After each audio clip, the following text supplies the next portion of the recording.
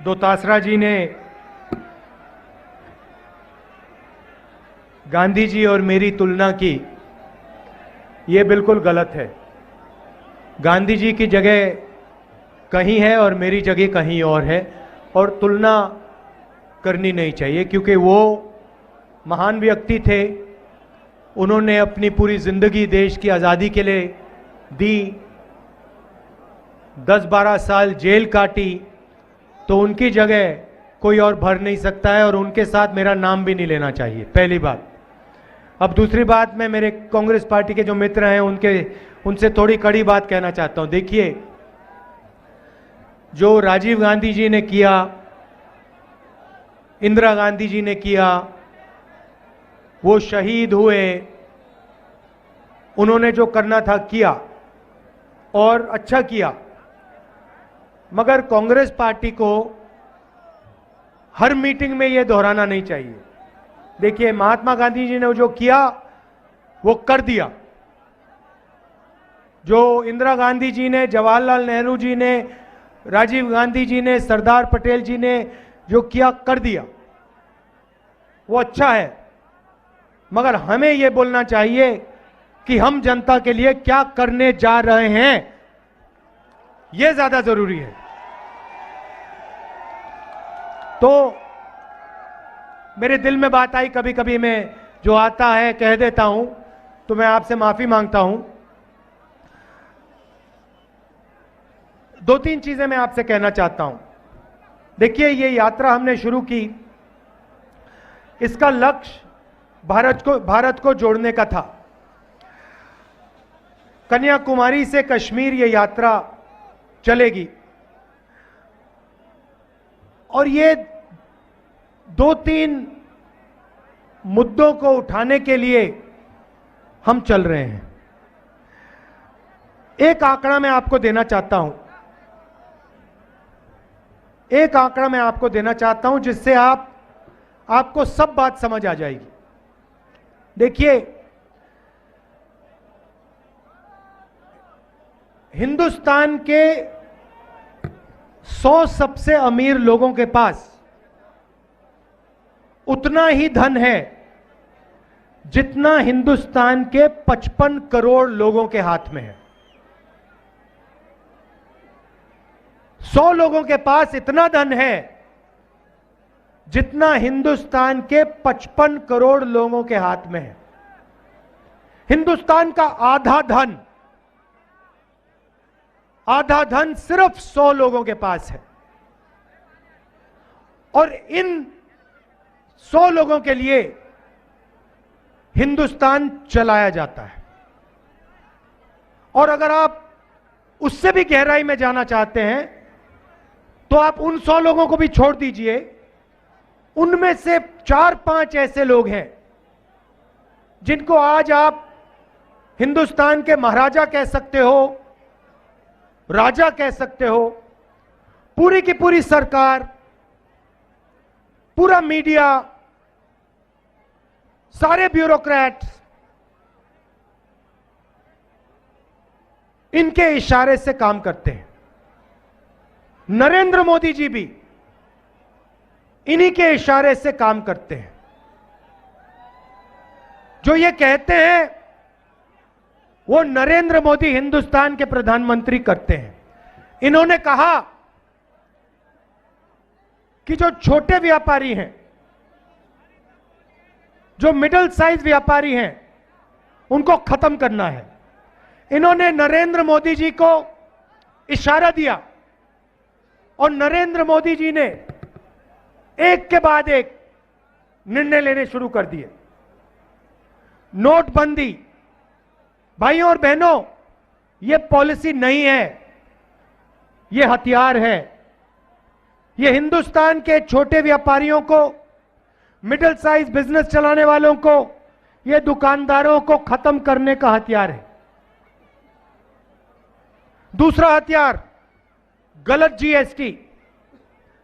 आज मुझे सड़क पे बताया गया कि अगर कोई व्यापारी गुड़, बेसन अगर 25 किलो से ज्यादा, 25 किलो से कम बेचता है, तो उस पर जीएसटी लागू हो जाती है, मगर अगर 25 किलो से ज्यादा बेचता है तो उस पर जीएसटी नहीं लगती। तो जहां भी ये छोटे व्यापारियों को मार सकते हैं, खत्म कर सकते हैं, ये पूरा का पूरा दम लगा के कर देते हैं। लक्ष्य है कि जो हिंदुस्तान के छोटे व्यापारी हैं, जो देश को रोजगार देते हैं, इनको खत्म कर दिया जाए और हिंदुस्तान के सबसे बड़े 3-4 पूंजीपतियों को देश का पूरा धन दे दिया जाए। तो यात्रा का पहला लक्ष्य, इसका जो नतीजा आ रहा है, जो 5-7 पूंजीपतियों को पूरा का पूरा देश का धन दिया जा रहा है, इसका नतीजा है कि देश युवाओं को रोजगार नहीं दे पा रहा है। मेरे से कन्याकुमारी से यहां तक हजारों युवा मिले हैं, हजारों युवा मिले हैं और सारे के सारे मुझे कहते हैं हमें बीजेपी के, नरेंद्र मोदी जी के हिंदुस्तान में हमें रोजगार नहीं मिल सकता है। हमने इंजीनियरिंग की पढ़ाई की, आज हम ओला चलाते हैं, उबर चलाते हैं या फिर मजदूरी करते हैं। तो ये हालत हिंदुस्तान की है। जो गरीब लोग हैं वो बेरोजगार हैं, उनको रास्ता नहीं दिख रहा, उनके सपने पूरे नहीं होते, और 5-6 अरबपति हैं, उनको सब कुछ मिल जाता है। एयरपोर्ट मिल जाते हैं, पोर्ट्स मिल जाते हैं, सड़क भी वही बनाते हैं, खेती भी वो करना चाहते हैं, इंफ्रास्ट्रक्चर भी वो बनाते हैं, टेलीफोन का सिस्टम भी वो चलाते हैं, सारा का सारा उनके हाथ में। और इससे देश को बहुत गहरी चोट पड़ रही है। तो पहला मुद्दा भारत जोड़ो यात्रा का बेरोजगारी के खिलाफ खड़े होने का है। दूसरा मुद्दा, और हर किसान मुझे ये कहता है, महंगाई बढ़ती जा रही है। यहां हमारी माताएं बहनें आई हैं, सबसे बड़ी चोट इनको पड़ती है। आप मुझे बताइए, यूपीए के समय गैस सिलेंडर का क्या दाम था? क्या दाम था? 400 रुपए। आज क्या दाम है? 1100। पेट्रोल का क्या दाम था? आज क्या दाम है? डीजल का क्या दाम था? आज क्या दाम है? ये तो पूरा हिंदुस्तान जानता है। मगर आपको एक और सवाल पूछना चाहिए, ये जो पैसा आपके जेब में से निकल रहा है, सिलेंडर का पैसा, पेट्रोल का पैसा, डीजल का पैसा, ये कहां जा रहा है? ये किसकी जेब में जा रहा है? ये किसके हाथों में जा रहा है? ये वही 5 पूंजीपतियों के हाथ में जा रहा है। सारा का सारा धन आपके जेब में से निकाला जाता है, किसानों के परिवारों के जेब में से निकाला जाता है और इन्हीं 5 लोगों को दिया जाता है। यह दूसरा मुद्दा है। इंटरनेशनल मार्केट में तेल के दाम गिरे हैं, मगर हिंदुस्तान में तेल के दाम, पेट्रोल के दाम कभी नहीं गिर सकते। इस देश में पेट्रोल और डीजल के दाम बढ़ते जाएंगे। इंटरनेशनल मार्केट में जहां से हम खरीदते हैं वहां पे दाम घटते जा रहे हैं और हिंदुस्तान में दाम बढ़ते जा रहे हैं। फायदा किसको? उन्हीं 2-3 उद्योगपतियों को, अरबपतियों को। तो दूसरा मुद्दा महंगाई का मुद्दा है और इससे सब गरीब लोगों को चोट पहुंचती है। किसानों को, मजदूरों को, छोटे व्यापारियों को, स्मॉल मीडियम बिजनेस चलाते हैं, उनको सबको चोट पहुंचती है। और तीसरा मुद्दा जो नफरत का मुद्दा है, आरएसएस और बीजेपी, उनकी योजनाएं डर फैलाने की योजनाएं हैं। नोटबंदी का लक्ष्य हिंदुस्तान की जनता के दिल में डर फैलाने का था। गलत जीएसटी छोटे व्यापारियों को डराने की योजना है। जो आज बेरोजगारी है उससे डर बढ़ता जा रहा है और इस डर का फायदा सिर्फ बीजेपी और आरएसएस को होता है, क्योंकि वो इस डर को नफरत में बदलते हैं। उनका काम ही डर को नफरत में बदलने का है। उनके पूरे पूरे संगठन यही काम करते हैं, देश को बांटने का काम करते हैं, नफरत फैलाने का काम करते हैं और डर फैलाने का काम करते हैं। और इसीलिए भारत जोड़ो यात्रा का तीसरा लक्ष्य और शायद सबसे जरूरी लक्ष्य, देश में जो डर फैलाया जा रहा है, नफरत फैलाई जा रही है, उसके खिलाफ खड़ा होना। भाई और बहनों, मैं आपसे पूछता हूं, आपके परिवार में अगर लड़ाई हो, भाई भाई से लड़े, बेटा पिता से लड़े, माता बेटी से लड़े, तो क्या उस परिवार को फायदा मिलता है? फायदा होता है परिवार को कभी? ऐसा कोई परिवार है जो बांटा गया, जिसमें लड़ाई हुई, जिसमें नफरत है और वो आगे बढ़ गया? कोई है ऐसा परिवार? एक परिवार नहीं मिलेगा आपको। तो अगर परिवार को नफरत और हिंसा से फायदा नहीं होता तो देश को कैसे होगा? तो भाई और बहनों, देश कमजोर हो रहा है और इस कमजोरी का फायदा देश के दुश्मन उठाएंगे। इस कमजोरी का फायदा जो देश का भला नहीं चाहते हैं वो उठा रहे हैं। इसीलिए हमने देश को जोड़ने की यात्रा, कन्याकुमारी से श्रीनगर तक की यात्रा, श्रीनगर में तिरंगा फहराने की यात्रा हमने शुरू की है और यह यात्रा श्रीनगर तक जाएगी। मैं एक और बात कहना चाहता हूं। देखिए, राजस्थान में, महाराष्ट्र में मैं चला और जब मैं आपसे मिलता हूं,